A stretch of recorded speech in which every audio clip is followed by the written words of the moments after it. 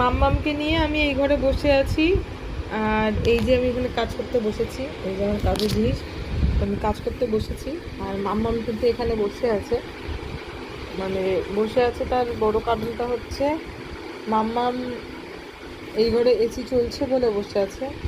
আর মাম্মামকে আমি নিজেই ডেকে এনে বসিয়েছি যে চল এসিতে বসবি, কেন কি বাইরে খুব গরম, এত গরম ও সহ্য করতে পারবে না, ও বিরাট গরম লাগে। তো যাদের বাড়িতে বাচ্চা আছে তাদেরকে সবসময় আমি একটা কথা অ্যালার্ট করছি আর বলেও যাচ্ছি যে এই গরমটাতে এসি অথবা ডবল পাখা ইউজ করুন বা করান, বাচ্চাদেরকে সুস্থ রাখার জন্য প্রচুর জল খাওয়ান।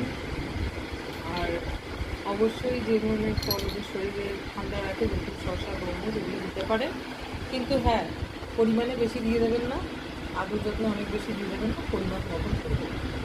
আর এই যে বাবাটাকে নিয়ে আসি এখন ঘরের ভেতরে।